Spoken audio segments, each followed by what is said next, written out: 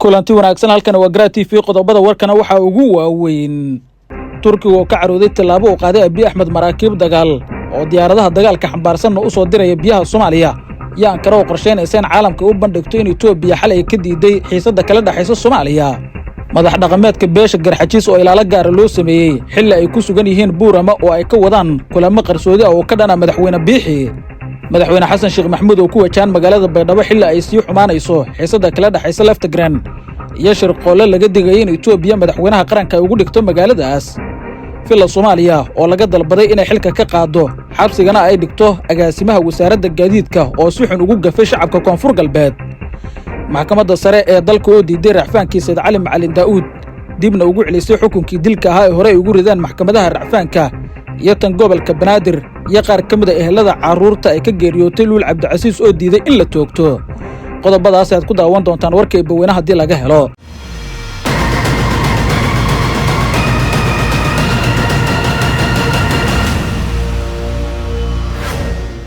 mar kale kulanti wanaagsan qodobadaas aad daawateen oo faahfaahanayaan idin soo gudbin doonaa si ay ugu horeen daawada waxaan ku xasuusinayaa in hadii lagu joogo waqtiga salaada aad soo gudato waajibaadka Alle dibna ugu soo laabato daawashada muuqaalka aynu ku bilownaa dawladda Turkiga ayaa si weyn waxay uga carootay tilaabo ay qaaday dawladda Itoobiya taas oo ku aadan xiisada ka sii daraysa ee gobolka si go'aan xiisada ka dhaxaloosan Itoobiya iyo Soomaaliya sida xoguhu ay taabacayaan isla markaana warbaahinta gudaha ee dalka Turkiga ay daabacayso wasiirka arrimaha dibadda ee dalka Turkiga ayaa waxa qadka telefoonka uu kula xiriiray dhigiisa dalka Itoobiya isagoo kala hadlay arrinta xiisada ee ka sii daraysa iyo baaqashada wadahadaladii Turkigu uu waday ee loo balansaa inay qabsoomaan 17 Sebtembar kuwaas oo u baaqay kadib markii dawladda federaalka Soomaaliya ay sheegtay inaysan jirin wax wadahadalo oo dib ugu laabanaysa hadii Itoobiya wax isbedel aysan la iman isla markaana go'aankeeda marnaba aysan ka tanaasuli doonin wax waqti ah oo dambana aysan ku qasaari doonin kulamo natiijo la'aan ku soo dhamaada waxa wasiirka arrimaha dibadda Turkiga uu kala hadlay wasiirka arrimaha dibadda Itoobiya arrinta ku aadan kulamadaas iyo in la sii wadi karo iyo in Itoobiya ay fuliso ballanqaadkii hore Turkiga uga qaaday ahaa inay diyaar u tahay inay ka laabato heshiiska gardarrada ah ee la galeen madaxweynaha Soomaaliland Muuse Biixi Cabdi si wada hadaladu ay u mira dhalaan Turkiguna xal uga keenay dhinaca Soomaaliya wasiirka arrimaha dibadda ayuu waxa la ka waayay sida xoguhu ay tibaaxayaan wasiirka arrimaha dibadda ee Turkiga kadibna waxa qadka telefoonka uu kula xiriiray ra'iisul wasaaraha dawladda Itoobiya oo isaguna mar kale ku celiyay mowqifkiisa ah in Itoobiya ay doonayso inay fuliso si kasta iyo waqti kasta ay ku qaadato heshiiska ay la galeen Muuse Biixi oo ay la wareegaan 20 kiiloomitir oo kamid ah biyaha Soomaaliya waxa Abiy Ahmed Turkiga uu sheegay in go'aankoodu yahay kii uga dhawaaqay Beijing ah heshiiskaas inuu fulayo aysan ka laaban doonin Soomaaliyana iyadoo ay tahay inay ka soo dabacdo go'aankeeda arrintaas oo si weyn Turkiga uga carooday wasiirka arrimaha dibadda ee Turkiga ayaa xoguhu tibaaxayaan in arrintan si weyn uga carooday isla markaana Itoobiya oo runta u sheegay isaga oo u gudbiyay in markii horeba wadahadalada iyagu ay dalbadeen Turkigana ay geliyaan qarashaad fara badan iyo dadaalada ay ku bixiyaan in Soomaaliya xal laga keeno haddana iyagu ay fashilinayaan wadahadaladaas iyo natiijadii laga gaari lahaa waxa suurtagal ah in dawladda Turkiga si rasmi ah ugu dhawaaqday gabi ahaanba in wadahadaladaas ay joojisay dunidana ay u cadayso in Itoobiya iyada xal laga waayay oo Soomaaliya ay xal diyaar u tahay si yeeshay Itoobiya ay tahay tan madax banaanida iyo midnimada ummadda Soomaaliyeed duulaanka ku ah diidanna in waxa laga gaaray xiisada ka sii daraysa ee bariga Afrika iyo dagaalada tooska ah ee laga cabsi qabo in hadda ka dhax qarxaan dawladaha Soomaaliya iyo sidoo kale Itoobiya tan Itoobiya indhaha caalamka ay ku soo jeedin doontaa waxayna cadeyn doontaa qorshahooda gardarrada ah iyo sidoo kale danaha aan suurtagelin ay kala yihiin gudaha wadankeena dhanka kale dawladda Turkiga ayaa waxay qorsheynaysaa inay haatan qaado tilaabadii ugu horeysay ee ku aadan dhaqangelinta heshiiskii difaaca ee la gashay dawladda federaalka Soomaaliya waxaana xukuumadda Ankara ay u soo diraysaa biyaha Soomaaliya maraakiib dagaal oo la filayo in dhawaan ay soo gaaraan xeebaha dalkeena qaar ka mid ah warbaahinta maxalliga ah ee dalka Turkiga ayaa ku waramaya in xukuumadda Ankara ay qorsheynayso in xeebaha Soomaaliya ay u soo dirto markab dagaal oo ay leeyihiin ciidamada badda ee Turkiga kuwaas oo maalmaha soo aadan soo gaari doona gudaha wadankeena ujeedka waxa lagu sheegay in ciidamada badda Turkiga ay ilaalin doonaan markab ka socda dalkooda oo ka shaqeynaya howlaha sahanka iyo cilmi baarista oo lagu wado in bisha soo socota uu soo gaaro biyaha Soomaaliya maraakiibtan ayaana ka soo hormari doona waxa sidoo kale la sheegay in maraakiibta Turkiga ay saaran yihiin diyaaradaha dagaalka ee ciidamadu ay isticmaali lahaayeen ciidamo fara badan oo kuwa badda ah ayaana sidoo kale la socda wasiirka tamarta ee dalka Turkiga ayaa dhankiisa toddobaadkii hore sheegay in Turkigu oo ruqsad u haysto in uu shidaal ka soo saaro 3 goobood oo ku yaala badda Soomaaliya mid kastana ay tahay 5,000 oo kiiloomitir oo isku wareega. sidoo kale waxaa intaas uu ku sii daray in ciidamada badda Turkiga ay si taxadar leh u ilaalin doonaan markabka ka shaqeynaya cilmi baarista maadaama uu ka howlgeli doono badweynta furan. tani waa markii ugu horeysay oo markab cilmi baaris uu Turkiga uu ka howlgalo badda Soomaaliya, ayuu yiri wasiirka tamarta ee dalka Turkiga. sida ku cad heshiiska ay kala saxiixdeen dowladaha Turkiga iyo Soomaaliya bishii Febraayo ee sanadan 2024 Ankara waxaa loo ogolaaday inay ka ilaaliso biyaha Soomaaliya qataraha dibadda ah iyo sidoo kale inay siiso xuquuq ay ku sahmiso iyo sidoo kale qodista tamarta ee aagga dhaqaalaha gaarka ah ee Soomaaliya. waa markii ugu horeysay oo markab cilmi baaris oo Turkigu u leeyahay uu ka howlgalayo badda Soomaaliya, waxaana arrintan ay ku soo aadaysaa xilli halkeedii ay tahay xiisada u dhaxaysa Muqdisho iyo Addis Ababa. Soomaaliyana waxay doonaysaa in hadda ay ka faa'iideysato Turkiga oo shidaalkeeda la soo saaro si dhaqaale fara badan ay uga macaashto bulshaduna faqriga uga baxaan, sidoo kalena dowladda awood ay ugu yeelato in dhaqaalaha shidaalkaas ay ka macaashto ay awoodeeda ku xoojiso oo ay ku soo iibsato hub culus ku dhisatay ciidamadeeda, sidoo kalena lagu horumariyo dowladnimada iyo waddanka. qaybihii hore ee warka Gratifa ayaa daawanaysaan. madax dhaqameedka beelaha Garxajiis ayaa la ogaaday in magaalada Buurama ee gobolka Awdal loogu sameeyay ilaalo gaar ah oo amnigooda sugaysa xilli magaalada Buurama ay ka socdaan dhaqdhaqaaqyo Somaliland lagu diidan yahay. Ilawareedyo ku sugan magaalada Buurama ayaa Gratifa waxay u xaqiijiyeen in ilaaladan ay u sameeyaan madax dhaqameedka Garxajiis, madax dhaqameedka Samaroon, iyaga oo arrintaas ay aad uga caroodeen maamulka gobolka Awdal iyo sidoo kale laamaha ammaanku. madax dhaqameedka Garxajiis ayaa Buurama u tagay arrimo siyaasi ah iyaga oo kulamo qarsoodi ah halkaasi ka wada. madax dhaqameedka beelaha Garxajiis iyo Samaroon ayaa waxay sameynayaan gaashaanbuur si ay xukunka uga tuuraan madaxweynaha Somaliland Muuse Biixi Cabdi iyo xukuumaddiisa, waxaana shirarkaasi ka dhacay magaalada Buurama looga hadlay oo lagu soo hadal qaaday xitaa xariga xildhibaan Maxamed Abiib oo si weyn ay uga careysan yihiin dadka reer Awdal. heshiiska badda ee Muuse Biixi iyo Abiy Axmed ayaa sidoo kale looga dooday, waxaana xoguhu ay tibaaxayaan inay ka soo horjeestaan madax dhaqameedka labada beelood qorshaha ay Itoobiya iyo Somaliland wadaan xilli toddobaadyadii la soo dhaafay labada dhinacba ay ku dhawaaqayeen in heshiis rasmi ah loo bedeli doono MOU-gii Muuse Biixi iyo Abiy Axmed dhexmaray 1 bishii koowaad ee sanadan 2024. ilaalada gaarka ah ee loo sameeyay in ay sugaan amniga madax dhaqameedka Garxajiis ayaa ah booliis si gaar ah uga amar qaadanaya madax dhaqameedka Samaroon, kuwaas oo aan hoos tegin maamulka madaxweyne Biixi.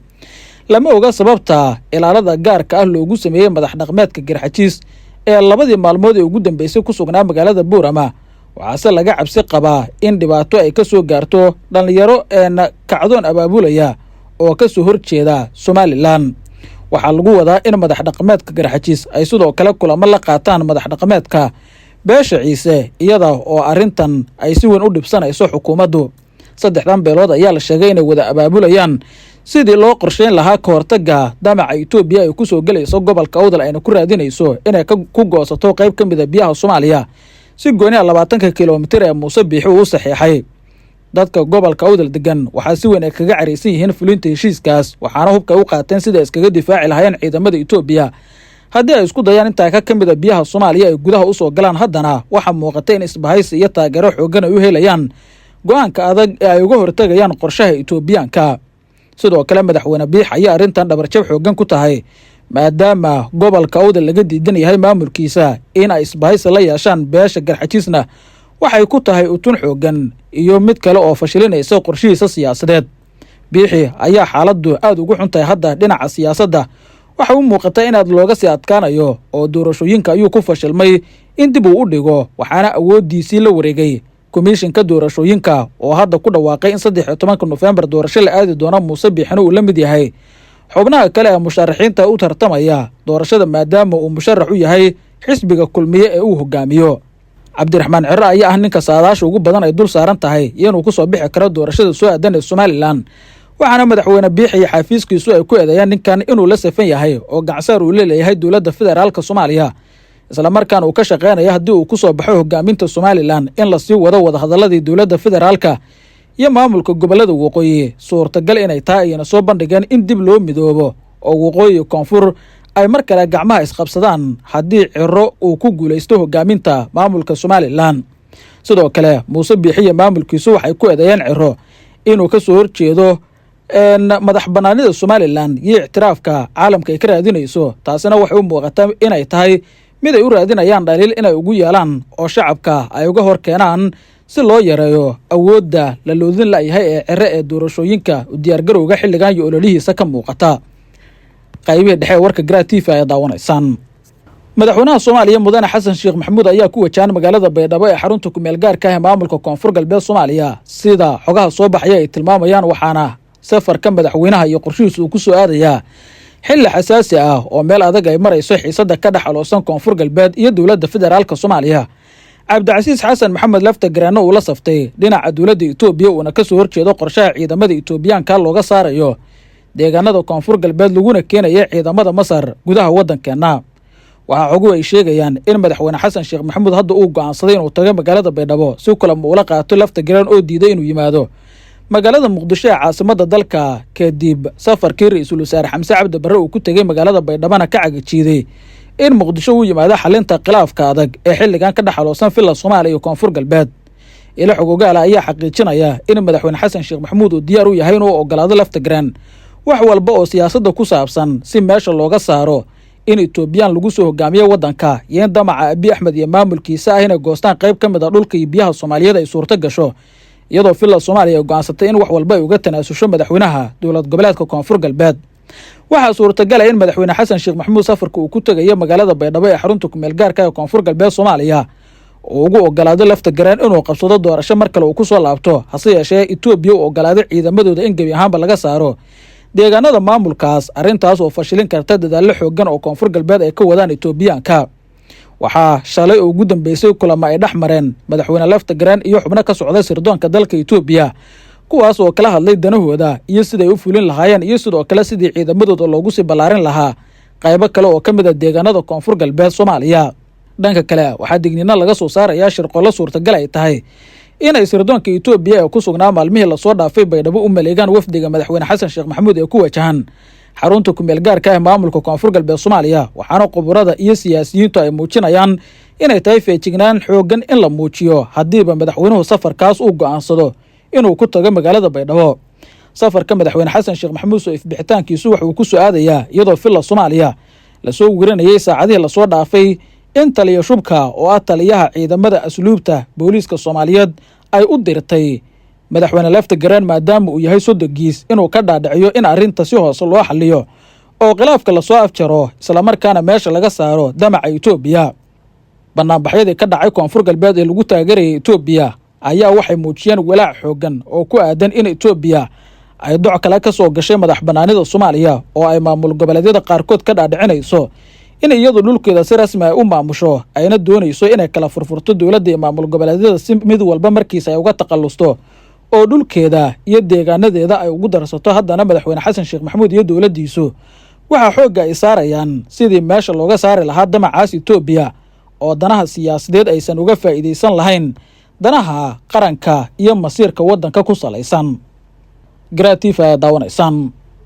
filla Soomaaliya ayaa loo gudbiyey dacwad ka dhan ah agaasimaha wasaaradda gaadiidka iyadoo laga codsaday inay xilka ka qaadaan islamarkaana xabsiga u taxabaan kadib si xun ugu gafay shacabka Koonfur Galbeed Soomaaliya.